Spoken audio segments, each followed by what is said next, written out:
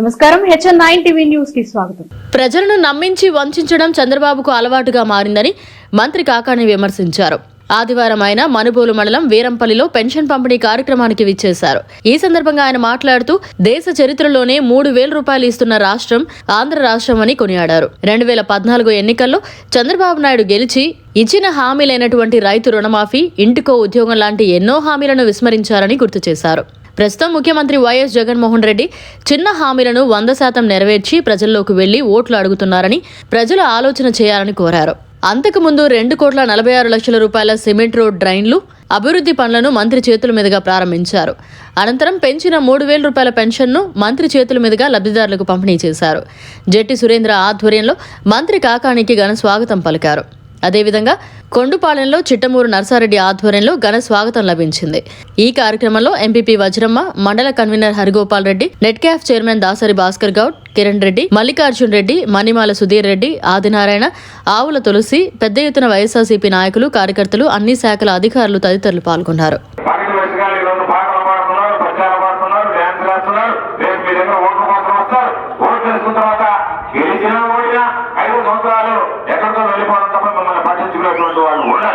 కాబట్టి ఈ మధ్య సోమిరెడ్డి వచ్చి చెప్పాడు, ఇదంతా ఆయన చేసినటువంటి అభివృద్ధిని, ఆయన చేసిన రోడ్లు అయితే, ఆయన చేసిన డ్రైన్లు అయితే, ఆయన ఇచ్చినటువంటి సాగునీరు అయితే, ఆయన ఇచ్చినటువంటి సాగునీరు అయితే ఈ గ్రామాల్లో జరిగినటువంటి అభివృద్ధి గురించి ఆయన చర్చించారు. ఇదిగో నా హయాంలో తెచ్చా, ఆ తర్వాత చూసినటువంటి వాళ్ళు ఎంత ఇచ్చారని చెప్పి మాట్లాడారు. ఏమి మాట్లాడేటువంటి పరిస్థితులు లేదు. సోమిరెడ్డి ఈ నియోజకవర్గంలో ఇది అభివృద్ధి చేశానని చెప్పుకోలేక ఎంతసేపటికి ఏదో ఒకటి నా మీద పొందలేటువంటి కార్యక్రమం తప్ప ఇదిగో ఈ గ్రామానికి, గ్రామ ప్రజానికానికి ఇది చేశానని చెప్పి ధైర్యంగా చెప్పుకోలేనటువంటి పరిస్థితిలో ఉన్నాడు. కాబట్టి వీటన్నిటిని దృష్టిలో పెట్టుకోండి, జగన్మోహన్ రెడ్డి గారిని గుర్తుంచుకోండి. నేను మీ అందరికీ ఒకే విషయం చెప్తున్నా, సమయం లేదు కాబట్టి లేకపోతే చాలా విషయాలు మాట్లాడాలి, కానీ ఒకే విషయం చెప్తున్నా. 2014 ఎన్నికలకు ముందు చంద్రబాబు నాయుడు ఎన్ని రకాలైనటువంటి హామీలు ఇచ్చాడు, అధికారంలోకి వచ్చిన తర్వాత వాటిలో ఎన్ని అమలు చేశాడో ఒక్కసారి మీరు రాసుకోండి. మహిళలకు సంబంధించిన రుణమాఫీ అన్నాడు ఇచ్చాడా, రైతులకు సంబంధించిన రుణమాఫీ అన్నాడు చేశాడా, ఇంటికి ఒక ఉద్యోగం అన్నాడు ఇచ్చాడా, ఇంటికి ఒక ఉద్యోగం లేకపోతే నిరుద్యోగ గురించి అందజేస్తానన్నాడు ఇచ్చాడా, జరిగాయా, ఇవన్నీ ఆలోచన చేయండి. కాబట్టి ఆలోచనలో వైకుంఠం చూపించడం, రకరకాలైనటువంటి కార్యక్రమాలు చెప్పడం, ఓట్లు వేసుకున్న తర్వాత మిమ్మల్ని నమ్మించి వంచడం అనేటువంటిది చంద్రబాబు నాయుడు వెనక పెట్టినటువంటి విద్య. ఏమి చేశామనేటువంటిది ఒకసారి చూస్తే సిమెంట్ రోడ్లకు సంబంధించి 3,70,00,000 రూపాయలతో ఈ గ్రామానికి సంబంధించినటువంటి సిమెంట్ రోడ్లు వేశాం. 2,50,00,000 రూపాయలతో ఈ గ్రామానికి సంబంధించినటువంటి సైడ్ డ్రైన్ నిర్మించాం. త్రాగునీరు, ఇంటింటికి త్రాగునీరు అందించాలని ఈరోజు దాదాపుగా 2,28,00,000 నిధులు మంజూరు చేశాం. దానికి సంబంధించినటువంటి వాటర్ ట్యాంకుల నిర్మాణం జరుగుతుంది. వాటర్ ట్యాంకులు నిర్మించి పైప్ లైన్లు పూర్తి చేసి ఈ గ్రామానికి ప్రతి ఇంటికి త్రాగునీటి కూడా ఏర్పాటు చేయడం అనేటువంటిది ధ్యేయంగా పనిచేస్తున్నాం. భవనాలు, సచివాలయం, రైతు భరోసా కేంద్రం, వైఎస్ఆర్ హెల్త్ కేర్కి సంబంధించి 80,00,000 రూపాయలు నిధులు మంజూరు చేశాం. వీటన్నిటితో పాటు దేవస్థానాలు కావాలి అంటే తిరుమల తిరుపతి దేవస్థానం నిధులతో 30,00,000 రూపాయలతో దేవస్థానాలు ఇచ్చాం. 4 ఏళ్ల కింద 1,04,00,000 రూపాయలతో పాఠశాలకు సంబంధించినటువంటి మరమ్మతులు చేశాం. మొత్తం నేను అధికార పార్టీ శాసనసభ్యుడిగా, మంత్రిగా ఈ 55 నెలల కాలంలో ఈ వీరంపల్లి గ్రామ పంచాయతీకి 11 కోట్ల రూపాయల నిధులు మంజూరు చేసి అనేక రకాలైనటువంటి అభివృద్ధి కార్యక్రమాలు చేపట్టడం జరిగింది అని చెప్పి మీ అందరికీ సందర్భంగా మనం చేస్తున్నాం. 2,46,00,000 రూపాయలు విలువైనటువంటి అభివృద్ధి కార్యక్రమాలకి ఈరోజు ప్రారంభం చేయడం జరిగింది. లేఖాయపల్లిలో 10,00,000 రూపాయల ట్రైన్, కొండపాలెంలో 10,00,000 రూపాయలతో నిర్మించినటువంటి రోడ్లు, హరిజనవాడలో 10,00,000 రూపాయలతో నిర్మించినటువంటి రోడ్లు, అరుణవాడలో 30,00,000 రూపాయలతో నిర్మించినటువంటి రోడ్లు, వీరంపల్లికి సంబంధించి 95,00,000 రూపాయలతో నిర్మించినటువంటి ట్రైన్లు, 86,00,000 నిర్మించినటువంటి రోడ్లు, మొత్తం ఈ ఒక్క రోజులోనే 2,46,00,000 రూపాయలకు సంబంధించినటువంటి అభివృద్ధి కార్యక్రమాలు ఒక మన వీరంపల్లి గ్రామ పంచాయతీ పరిధిలో మనం చేసుకోవడం జరిగింది అని చెప్పి మీ అందరికీ సందర్భంగా మనం చేస్తున్నాం.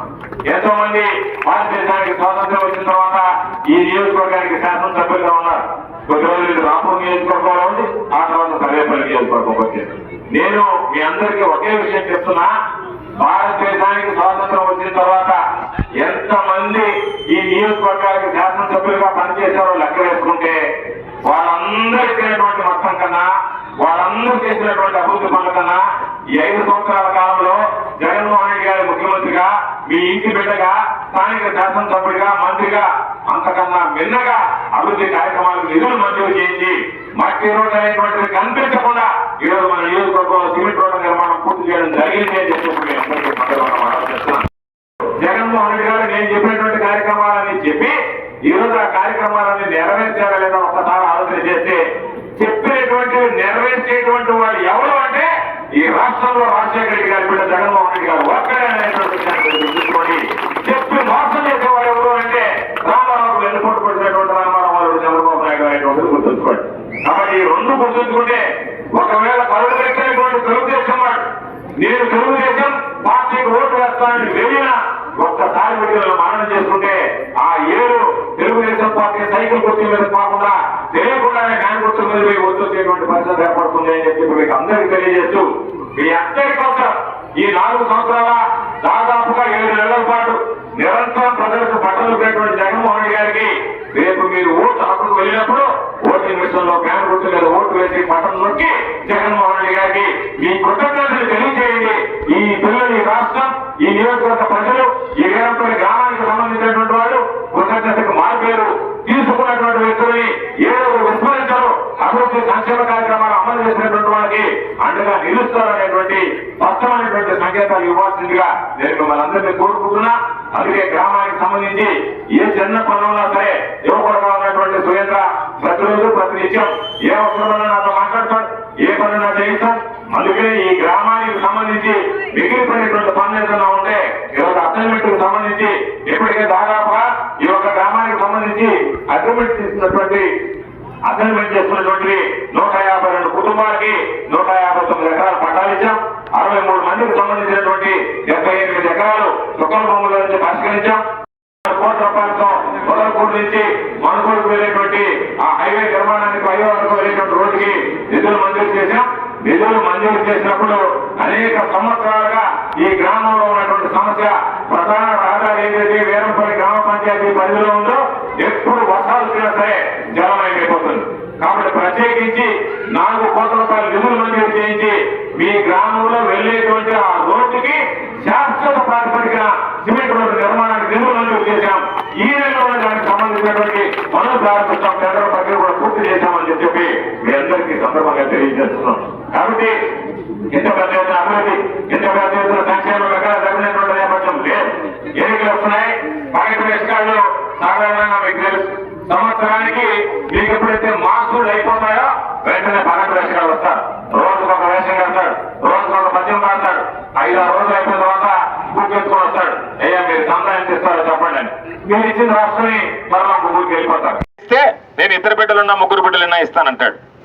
చంద్రబాబు జీవితంలో మనం ఈరోజు ఇచ్చేటువంటి వాటిని కాపీ కొట్టి మీకన్నా నేను ఎక్కువ ఇస్తానని చెప్పడం తప్ప పేదవాడిని గురించి ఆలోచన చేసి ఒక్క సంక్షేమ పథకం ఈ రాష్ట్రంలో ప్రవేశపెట్టాడని తెలుగుదేశం పార్టీ నాయకులను ఎవరైనా రుజువు చేయమనండి అని చెప్పి సందర్భంగా నేను సవాల్ విసురుతున్నా. ఎక్కడా కూడా చంద్రబాబు నాయుడు జీవితంలో రాజశేఖర రెడ్డి గారు ఇచ్చినటువంటి కార్యక్రమాలను ఎక్కువగా ఇస్తానన్నాడు. ఈరోజు జగన్మోహన్ రెడ్డి గారు ఇచ్చేటువంటి వాళ్ళని ఎంతకన్నా ఎక్కువగా ఇస్తానన్నాడు తప్ప ఇదిగో నా హయాంలో ఈ కొత్త పథకాన్ని పేదవాడికి నేను ఇవ్వగలను అని చెప్పినటువంటి సందర్భం, ఇచ్చానని చెప్పుకునేటువంటి నేపథ్యం లేదు అనేటువంటి విషయాన్ని మీకు తెలియజేస్తున్నా.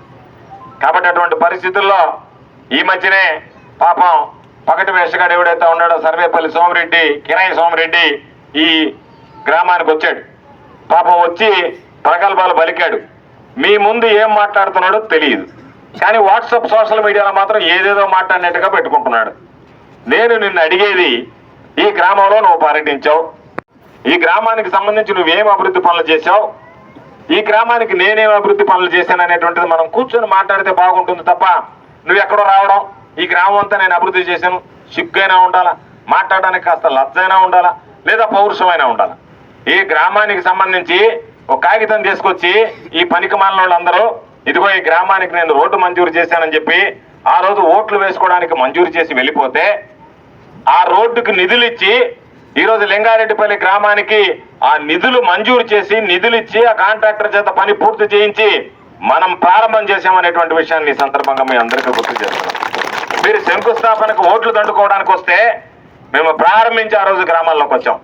నేను నిన్ను అడిగేది, ఈ ఊరికి వచ్చేటువంటి రోడ్డు నేను వేయించానని చెప్పుకునేటువంటి ముందు 1 రూపాయి నేను ఈ రోడ్డుకి ఇచ్చాను అని అంటే రేపు ఎన్నికల్లో నేను నీకు వదిలేస్తా ఈ సీటు, నువ్వే గెలవచ్చు. ఈ గ్రామానికి సంబంధించి నువ్వు మాట్లాడేటువంటి వాటిలో 2 విషయాలు చెప్తున్నా. ఈ రోడ్డు గురించి చెప్పు, నువ్వు మనం చెప్పినటువంటి దాంట్లో ఎంత వాస్తవం ఉందో తెలుస్తుంది. బండేపల్లి కాలువ గురించి అప్పుడప్పుడు మాట్లాడుతున్నావు.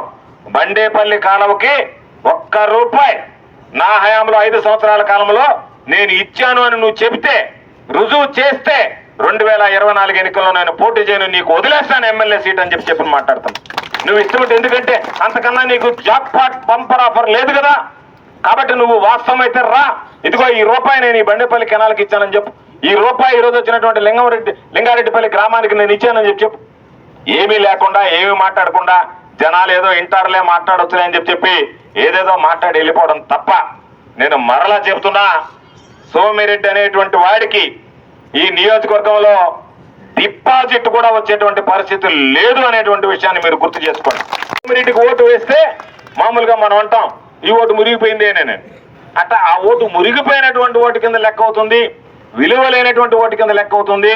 మీరు ఒక్కటే గుర్తుంచుకోండి, ఎన్నికలప్పుడు రావడం, మిమ్మల్ని అందరినీ ఓటు అడగడం, ఒక పక్క మిమ్మల్ని ఓటు అడుగుతూనే మిగతా వాళ్ళని చందాలు అడగడం, నేను నిలబెట్టాను కాబట్టి నాకేందని ఆ వసూలు చేసుకున్నటువంటి డబ్బు మిగిల్చుకోవడం, 5 సంవత్సరాలు రాజకీయం చేయడం. దానికి అలవాటు పడిపోయాడు.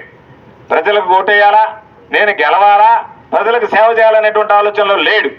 ఎన్నికలు వస్తాయి, పార్టీ కొంత ఇస్తుంది, ఏదో ప్రజల దగ్గర దోచుకున్నది కొంత ఉంటుంది, అదేవిధంగా కొంత ఏదో ఒక విధంగా కొంతమంది వ్యాపారస్తుల దగ్గర వాళ్ళని బెదిరించి మనం వసూలు చేసుకున్నటువంటి డబ్బుతో ఎలక్షన్ చేసుకుంటే ఏదో 10 రూపాయలు ఎలక్షన్ ఖర్చు పెడితే 10 రూపాయలు 5 సంవత్సరాలు మిగలదు కదా అనేటువంటి ఆలోచన తప్ప, గెలవాలా, పోటీ చేయాలా అనేటువంటి ఆలోచన లేదు.